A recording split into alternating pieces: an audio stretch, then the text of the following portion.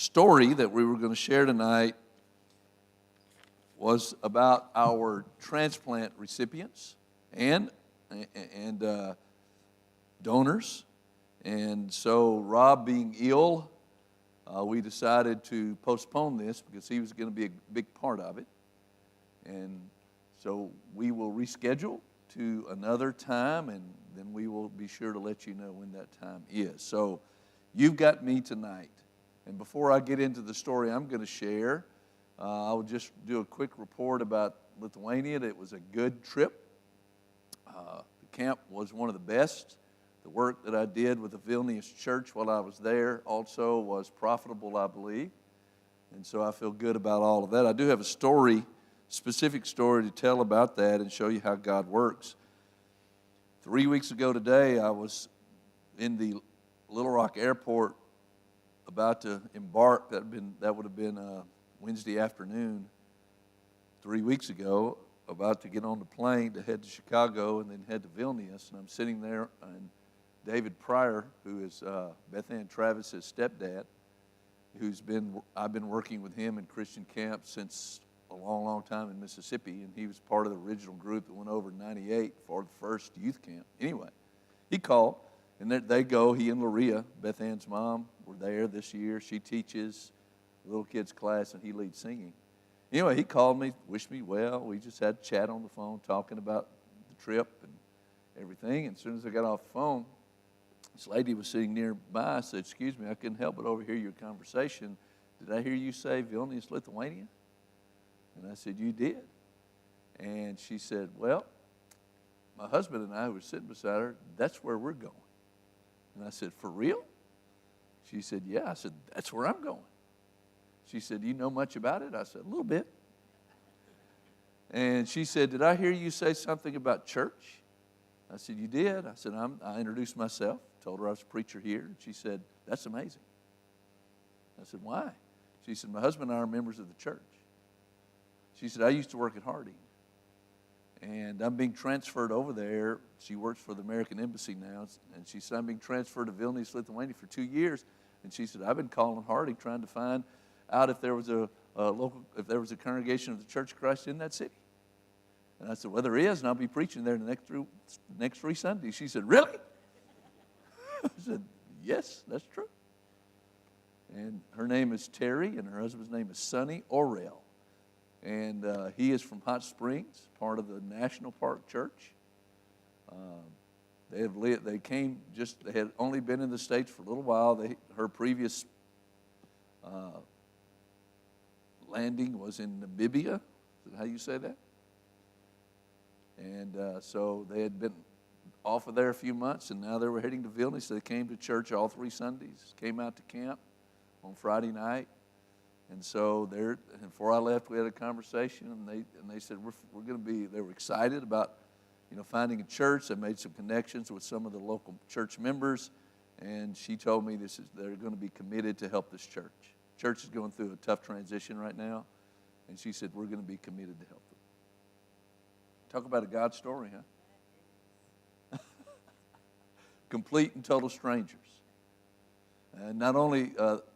She also knows my niece, Lacey Rush, who worked at Harding University in the athletic department as an athletic trainer, because that's what Terry worked in the athletic department as well at Harding when she was there.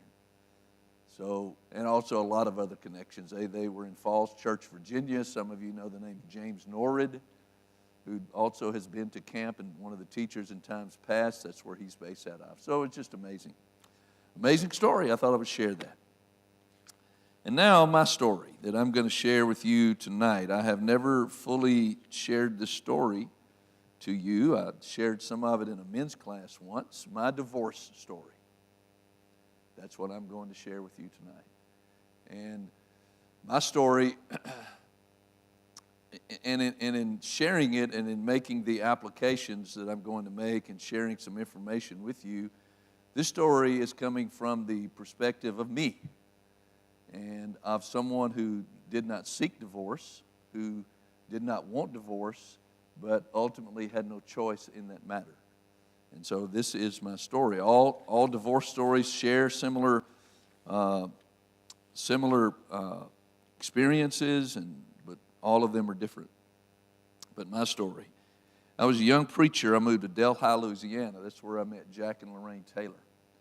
Jack was one of the leaders of that church. They had no elders. And in that church, I met a young lady. I was single when I got there, and I think I was 21 or 22, 21 maybe. And I met this young woman there, and she had a child out of wedlock. And anyway, we started to date, fell in love, and I married her, and I adopted that child. Her name is Natalie. Now she's living in Fort Worth, Texas. And so we began our life together there, and then we moved around back to Mississippi, my home state, and I preached for a few churches. And we were married for about 11 years. And when I was preaching in the Skyway Hills Church of Christ in Pearl, Mississippi, that's when she left. She left both me and Natalie. And it was basically because of an affair that she was having with her supervisor at her work. And he also divorced his wife, and they ended up marrying one another. And it was unexpected, heartbreaking, life-changing, everything that you might imagine. It also happened that I was a preacher. And in 1994, when that occurred, that was almost unheard of. And so I was thrust into this great unknown circumstance and situation of divorce, of being a dad, trying to take care of a 12-year-old girl, of wondering about my future and my job, and of trying to overcome all of the issues that came with that. Natalie did stay and live with me for about a year. And then after she turned, or give or take, after she turned 13, she decided to go live with her mom and her husband. And that also was a devastating blow for me when that occurred. I'm sure during that time she was with me, I know I was not a good dad. I was torn up. I was hurt. I was destroyed. But she did kind of anchor me a little bit and help. But when she left, it really got doubly difficult to some degree. But it was, as I look back on that, it was just a incredibly dark, difficult period of time in my life that I did not seek, I did not want. During that, as I found myself a little bit and started healing and processing things, I started writing. I wrote a series of articles about all of this. Here's the first one I wrote. I thought maybe I would read this to you, and maybe that would give you some context. It's called Divorced. I now understand completely why God hates divorce, Malachi 4:6. It's ugly. It's heart-wrenching. It's almost totally devastating and destructive. At least it was for me. The courtroom was a cold, harsh, and unforgiving place. Lawyers, judges, legal types, all working to dissolve in a couple of hours what I had committed a lifetime to build. There is no dignity there, nothing of which to be proud, just the emptiness of being alone. It took all of the usual and maybe unusual turns to get us there, but in the courtroom, I knew it was over, hopeless. When the gavel finally came down, it slammed right down on my heart. Folks were there to comfort me, praise God. In the days that followed, my good sisters and brothers encouraged me, but divorced, I never wanted to be here. Certainly never in my worst nightmares dreamed I would be. I think I need to put my glasses on. It's a strange, new, unwelcome, confusing world. It's a world of being alone most of the time, of adjusting to family and friends who are now adjusting to just me. It's still a world of pain sometimes, of dealing with a daughter on the verge of young womanhood who didn't ask for this to happen, but who will be adversely affected by it to some degree. It's a world of getting on with your life, quote unquote, as I've heard so often. Frankly, it's a world in which I'd rather not be, but I am, and I'm learning in it. I've considered Paul's marvelous statement of contentment in Philippians 4:11, and I'm working on it. I'm learning to not fear being alone. I'm learning that there are many more than I imagine who care. I'm learning that while the church is definitely not on the forefront in ministering those divorced, we do know how to do it. I'm learning the value all over, again, of prayer, meditation, and study. I'm learning as never before the glory, majesty, and comfort of God, His Son and Spirit.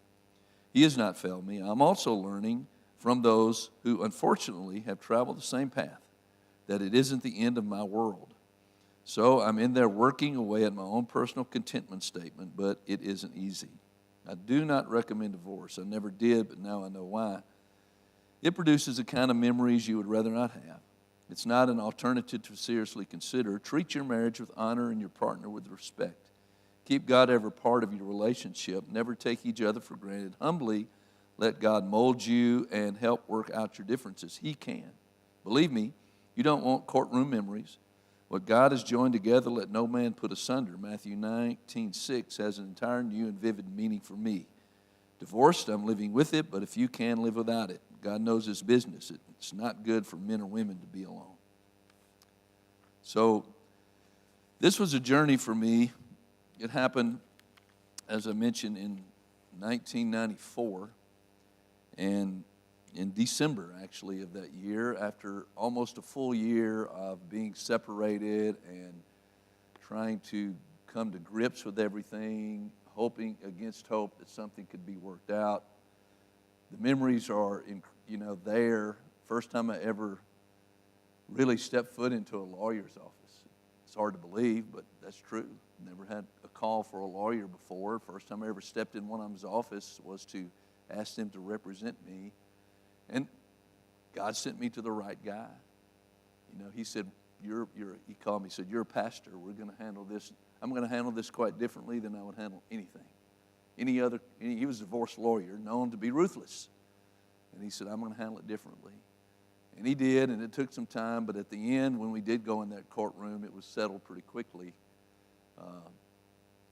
And without without any real further difficulties. But it was difficult in that adjustment in that year, or most of that year, to just figure out how to navigate this thing and why in the world has this happened.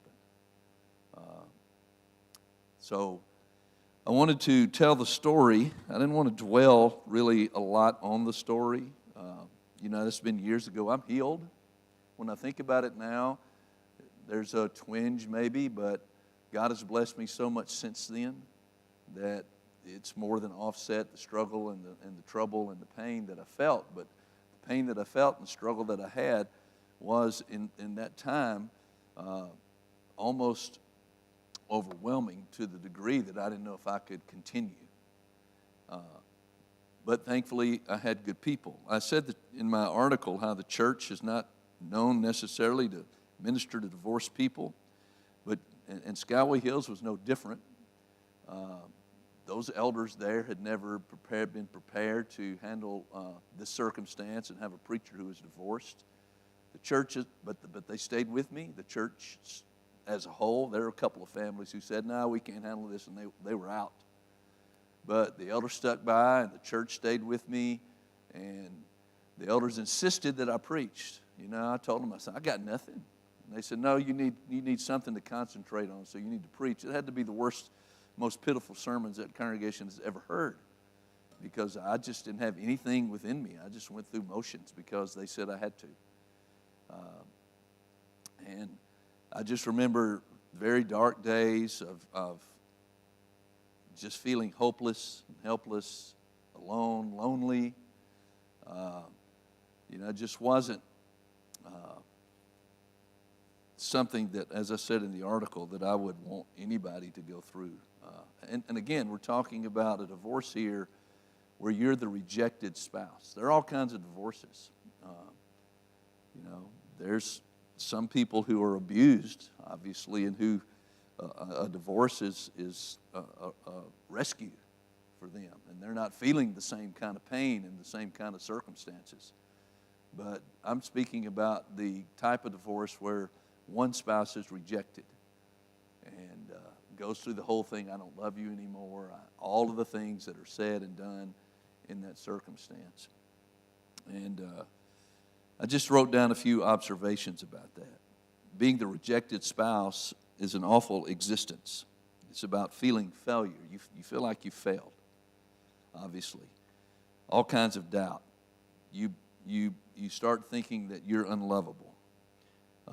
Your self-esteem and your self-worth is completely shattered because the person that you loved and who said loved you now does not. And they reject you, and they begin to mistreat you, perhaps. And so your self-esteem and your self-worth, you just don't think you're worth anything. You don't see any value in yourself at that point anymore. It's heart-crushing. Long-term relationships with family and friends are broken. Her family was my family. And so I lost that. And friends who didn't know how to handle it or deal with just me and not us backed away.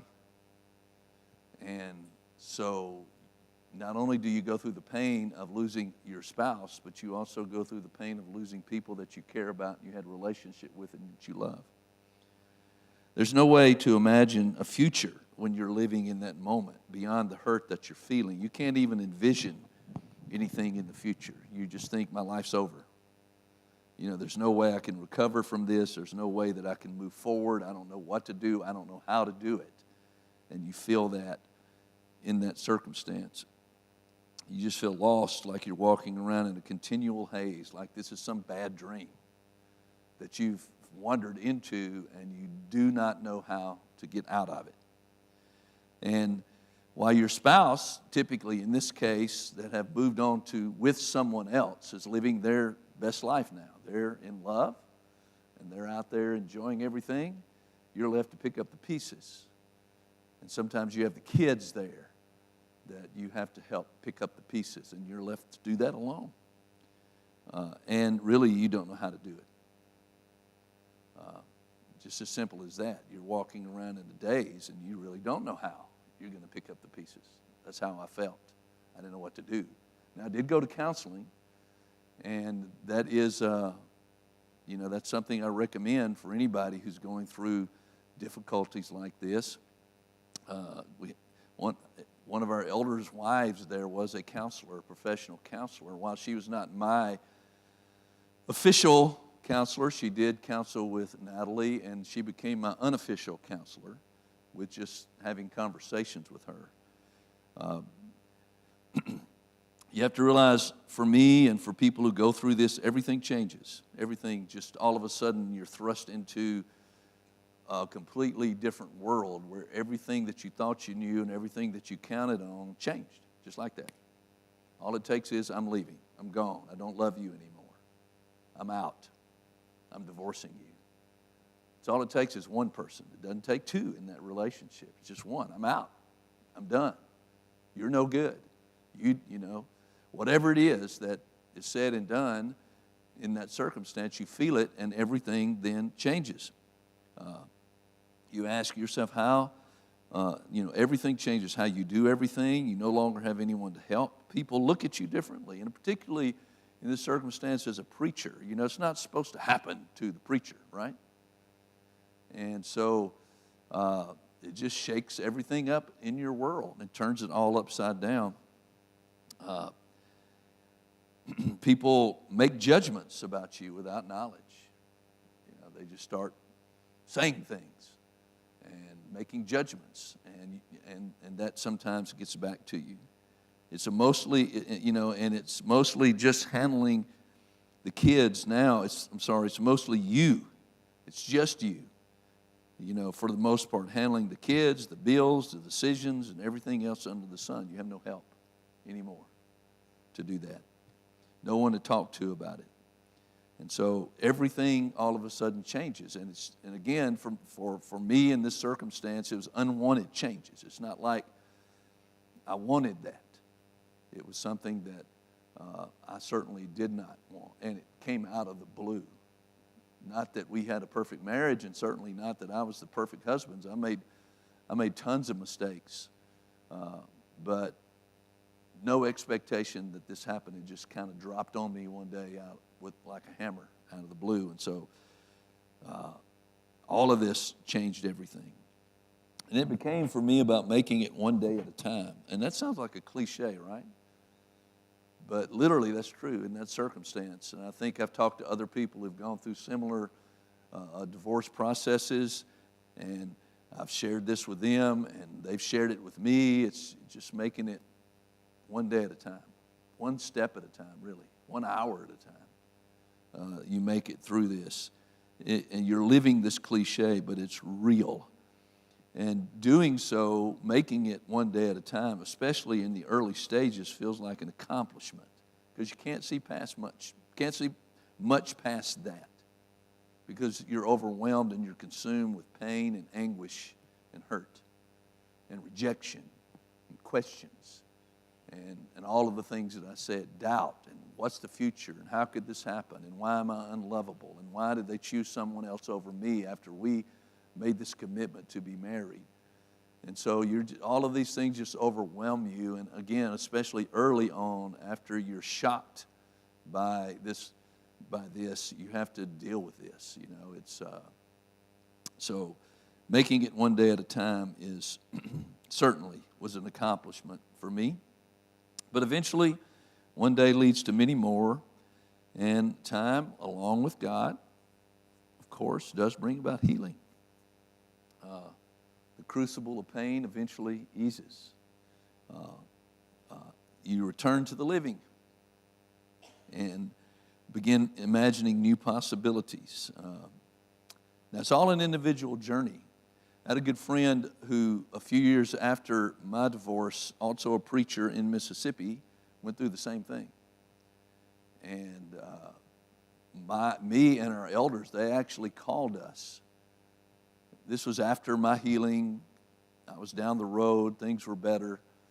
But they actually called us to come down and have a conversation with their elders and him. And we did. We went down and we talked about it and talked them through it, and they stayed with him. I mentioned him. His name was Dan. And I mentioned him because his healing process occurred a lot quicker than mine because, he got married not in short order, but a lot quicker than I did after his divorce. And so that's why I say the healing process is on an individual pace. I heard all sorts of things, like I mentioned earlier, like, isn't it time for you to get on with your life? People would say, try to set me up on dates. That was fun. I did go out on a date, probably within the first couple of months, and I was set up with some friends who set me up with a young lady who also had been recently divorced, and we just sat there and just kind of looked at each other and finally said, what in the world are we doing? And it was a long time after that before I ever waded into those waters, let me tell you. But people have good intentions. But my point is, it's individual journey, and each person needs to take the time they need to take to heal. For me, it was 2 years, 2 full years. One of the things that Canel, the elder's wife that I told you was my unofficial counselor, one of the pieces of advice that she gave me was, she said, she knew I liked to write. So she said, why don't you sit down when you feel like that you have something to say to your ex-wife. You're not going to be able to say it to her, obviously. But if you feel like you've got things that you need to communicate that you want to say, write it down. Just write a letter to her. And when you're finished, put it on the table and leave it there. And then when you get up the next morning with a clear head, you can decide what you want to do with it. If you want to mail it or if you want to throw it away. I don't know how many letters I actually wrote, but I got up the next morning and usually threw them all away. And until about 2 years later, I wrote a letter that, in the letter, I said, I forgive you. And I asked her to forgive me for whatever I had done to contribute to all of those things that had happened. So the next morning I got up and I looked at that letter and I read it again and I mailed it. And that was like a light switch went off, or a light bulb came on. because that was the moment that my life began again. Up till that point, it was still, even though it had been 2 years and I was significantly better and the pain was certainly not what it was, I still hadn't been able to fully, completely move forward. When I wrote that letter and mailed it, I began to be able to move forward. I began to look at life in a different way. That's when I started dating in that world, which is really crazy, but at that age. But that's kind of my process. It took me 2 full years. Like I said, it didn't take Dan that long. And everybody has their own timetable, but you can't really go up to someone going through that and start dictating to them what they need to do and when they need to do it with their life and tell them how they ought to feel, because you just can't do that. Just like I can't tell you how to feel about any number of things. And so that's in the circumstances. But, the rest of the story is 6 years later, I married Terry Dale from Melbourne, Arkansas. Unbelievable as that was too. And God had a plan. And so, Terry and I met through Lithuania. It was quite interesting. Is Carol Bailey in here? I saw her here tonight. She's teaching. She must be teaching. She's in class. Carol had a hand in that. I don't know if y'all know that. You know who Carol is? Carol Bailey. Well, as I healed and moved forward in my life and my ministry, I started a newsletter. Matter of fact, this is where I got this copy of this article. I didn't know where I could find it, but then I remembered that I put it in that newsletter. I started a newsletter called Set Apart and Single. And the emphasis, of course, was on singles in the kingdom doing the work of God. And I don't remember how many we published. It got to be a couple, I don't even know how many people, honestly, were on the mailing list. I think it was over 1,000, but so not huge. Before, blogs, the internet, and all that kind of stuff where you could slap things on there. This was a real newsletter, on paper that was mailed out through snail mail post office. and so through that, I got some notoriety. And any of y'all remember Coach Groover up at Wildwood Camp in Searcy? Yeah. Hugh Groover. He was, he was there, and then there were some other people, though, that were younger who were doing single retreats at Wildwood Christian Camp back in those days.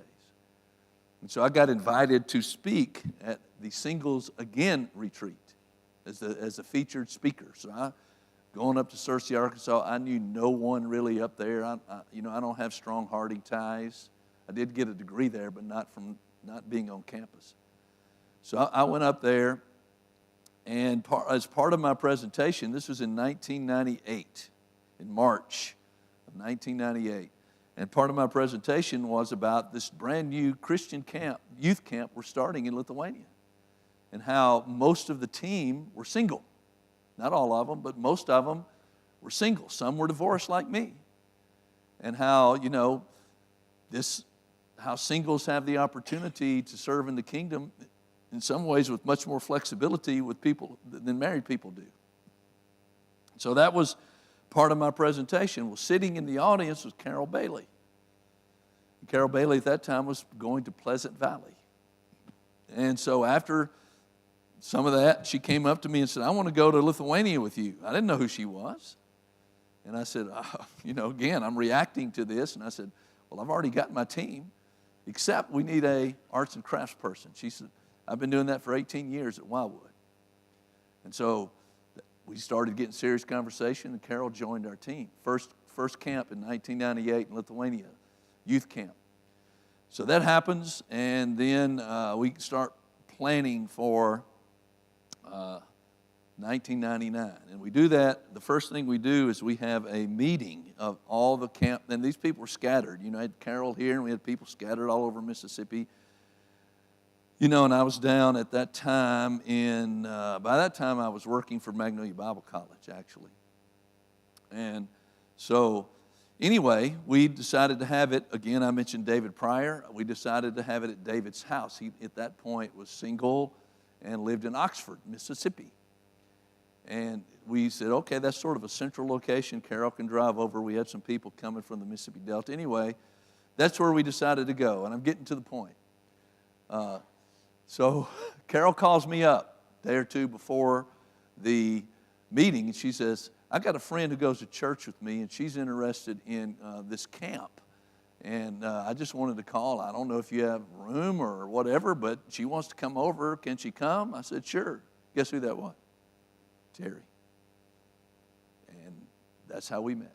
So, you know, God, I believe, had this plan, but back when I was first divorced, and even in the years following that, I couldn't see that. I had told myself, really, because most of the dating that I had done was pure misery, you know. and, you know, nothing was happening, nothing was clicking. And so I had before that, maybe several months before that, said, I'm done. I'm done trying, I'm done doing all this because it's not clicking, it's not working. So I said, God, all right, I guess I'm going to be prepared to be a single guy the rest of my life, unless you got something else for me. But I'm not going to chase it anymore. And then this happened, and it was meant to be. So I tell that story, and I've had the opportunity to also speak in a few places, and I tell that story to people who are in the midst of all of this, that there is a future, that we have to trust in God, though, to get us there. I'll never forget, I forgot to mention that I did attend another singles retreat, but not as a speaker, but just as an attendee, singles again, and it, you know, I went to that retreat, and I mentioned this at the one I spoke at, and it was such a downer, you know. There was a session where the wireless mic was handed out, and everybody told their story. And one lady was telling her story about how devastating it was. She was in tears, and I was crying. And she said, and that was 15 years ago. And I said, I just said to the Lord, don't let me keep this pain for 15 years. I got to let it go, you know. And like I said, everybody's journey is their own, but God helped bring about my healing. So I want to share with you now some encouragement for those who are divorced, particularly who've suffered a divorce like I did. Help them to understand that they don't need to give up on the Lord. He will not give up on them. Healing will come. Don't give up. It's hurtful. It's painful. I can't tell you the number of nights where I didn't get any sleep, where I sit there and rehearsed in my mind over and over again what I could have done differently, why it happened, the attempts I made to try to bring about some reconciliation, which were all, you know, met with no interests.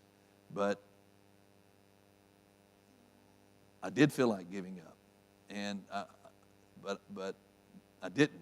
I hung in there somehow, and that's my advice to those who are going through a divorce. Healing will eventually come. It will. There will be a new day. God will bless you. God will bring about opportunities that you can't even imagine. I believe that with all of my heart. And to those going through this divorce process like that, I would tell them to give others a break. Others who've never gone through this don't know. They may say they know. They may try to empathize, but they absolutely, 100%, straight up, do not know what you feel and what you're going through. So what I say is give them a break. Most people are trying to be helpful even if they say things that aren't, you know, out of their own ignorance. If they're trying to be encouraging, take that for what it is, even though they might not know how to help you or what to say to you. You know, they're struggling too. If they care about you and they love you, they're struggling too, and they're just trying. You know, it's kind of like when you lose a loved one and somebody comes up and says, you know, that it was God's will. Never say that, by the way. Never, ever utter those words to anybody who's lost a loved one. But, you know, it illustrates what I'm saying. Some people are just trying to grasp for something. Usually just go up along beside people and have ears to hear and arms to hug. and you don't have to really say much at all. To those going through this kind of divorce, I would say, do not withdraw from life. That was my temptation. I did. I think there was one time I stayed basically at home, from the couch to the bed for like 3 or 4 days. I didn't even get out. And I think this was after Natalie left, too. That hit me hard. And 2 brothers came from the Skyway Hills Church, came to my house. And they came in and they said, you got to get up. They said, you can't stay like this. They said, we're here to help you. And it's those kind of things, that I remember how meaningful all of that was. I was trying to withdraw, but they said, you can't. As hard as it is and as tough as it may be, you got to get up. You got to get off your pity bed, and you got to engage life. So that's what I would say. There is a time, obviously, you got to give space to heal. And there's a time for it, everybody has to go through it in their own way, but you can't stay there. You can't withdraw from life. You take time to heal, but you surround yourself with support. And that was one of the blessings I had at Skyway Hills. When I said there were some people who left, that was also hurtful to me. All of this was lived before them in a vacuum. I mean, not in a vacuum, but in a glass bubble. They saw everything, and I got up and cried, and they cried with me, and, the whole shebang. And they loved her. I mean, she'd been a part of that church for 4 years, and they loved her. And they reached out to her. And some people, stayed connected to her. And I did not begrudge that at all, because I loved her. And I didn't want all this to happen. But they stayed by me, families, my friends. Some did kind of withdraw a little bit. They didn't know what to do. Others doubled down in their support. One family, the Rast family in particular, had kids the same age as Natalie. Well, one daughter a little bit older, one daughter a little bit younger, but they were all in the same. And, they just were invaluable during that time. They invited me to their house repeatedly. Janice was her name, is her name, and she cooked red beans and rice. And, and I loved that, particularly her recipe, which Terry got, by the way. And if you've ever had Terry's red beans and rice, that's where she got it. And, just loved me. Went over there, they had a swimming pool. I could come over there anytime, jump in, swim around. So, surround yourself with support. That's what I would say. And I also would say get counseling. Right, Paula? Get counseling. It helps you process, see things, work through pain, work through the feelings of betrayal. And then I would say to those going through a divorce, know that God has a plan for you beyond the pain. You might not see it. You probably won't. But He has a plan. 100%. Now to a church, I would say, how you can minister to people going through such a divorce. And that's love us through the pain. I've already said a lot of this. I kind of jumped ahead, but just love us through the pain. Don't have any expectations about when you should heal and how you should move forward and what you should do to get on with your life. Just love us. That's what we need. We just need acceptance because we've been rejected. The person that we've loved the most in the world has told us, you are unlovable. You are not worthy of my love. They might say those words, but that's how it hits. You've been, cast aside in favor of someone else. And so what we need is love, acceptance, patience, embrace. Like I said, ears to hear and arms to hug. Because we don't have that in our life anymore. Don't expect a quick recovery. It maybe can happen. Everybody's different. It's also according to what's happened in the marriage. Nobody knows. Our marriage had troubles, but to me, they weren't any serious trouble. I'll never forget. beloved couple, Wayne and Pam Hervey, who were members of the Skyway Hills Church, African American. And Wayne was such a dynamic force, such a charismatic guy. They came over. They were friends of ours. We'd gone to New Orleans with them. She was from New Orleans. And they took us down to New Orleans for a weekend and showed us, a part of New Orleans where only the locals know to go eat, kind of thing, And so we had such a tremendous time with them. So they were our dear friends, our age. And so I'll never forget, they came over and she was still there before she had moved out and wanted to talk to us. And so they were asked her, so what's the issue? And this was really before, at first, and what, really was hurtful for the church was at first it wasn't evident that she was involved with someone else. There was a lot of accusations that were made against me, being cruel and things of that nature.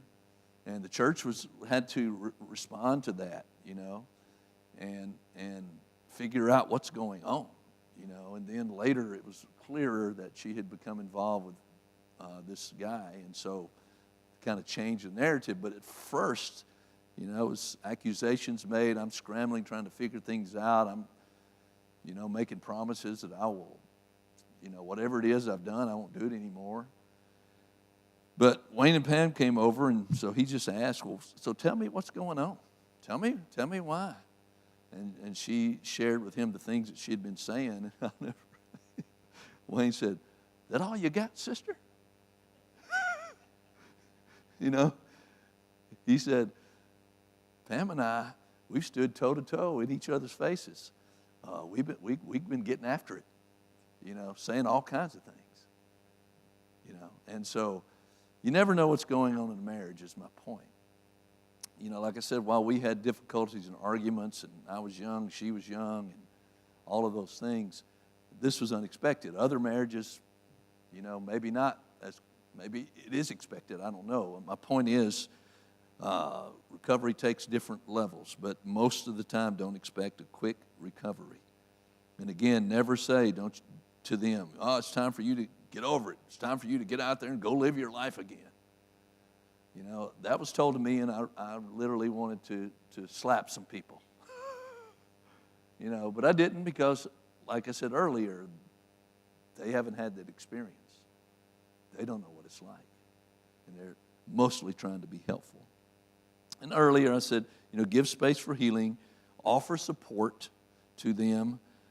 Don't stop inviting them over to the house. Offer to take care of the kids if they have kids. Because, a lot of times it's just them, at least initially, beginning to have to deal with this. Just be there for us. And then just bathe us in prayer. Divorce is unfortunate. It's far more common even in the church than it ever has been. And so I hope something I've said has helped. That's my story. Honestly, after Skyway Hills, I went to Magnolia Bible College and became director of admissions. And that was a wonderful time for me. It got me out from the pressure I was feeling, and I went around preaching everywhere under the sun and had a good time. And then from there, I moved to Lithuania. Terry and I got married during that period of time, and we moved to Lithuania. But there, honestly, did not know after I got back from Lithuania if I would ever be able to preach in a church again, to be the preacher. Because again, it's a stigma there. I did, before I accepted the job at Magnolia Bible College, I looked around for other preaching opportunities because it was time for me to move on from Skyway Hills, not related necessarily to the divorce. But I'll never forget, I had put an application in the church in California. And it wasn't for the preacher. It was for an outreach minister because I was thinking, okay, if I'm going to stay in ministry, I'm going to look for whatever opportunities I can get. And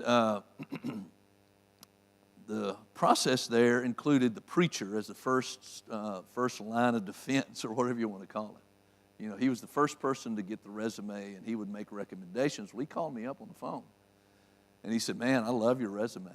I love what I'm reading right here." He said, "So far," he said, "for me, your resume is at the top of the list, and I'm going to recommend you to to the search committee, because, you know, they got 3, 4, how many ever people are in that search committee." And he told me that process. He said, I'm the guy who filters them, and I pass them along, and I'm passing yours along as my top candidate.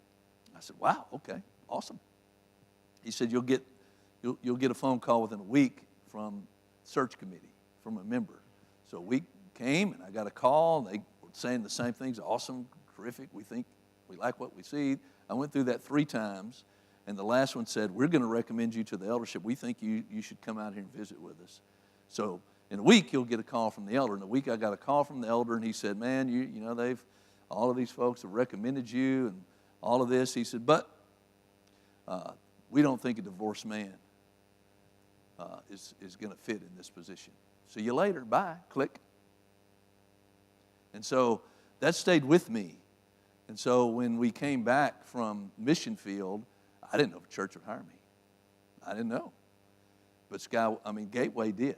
And of course, I've told them in the past, I said, "You guys were, you know, just, you know, an answer to my prayers. You know, you hired me." And of course, then Levy did as well.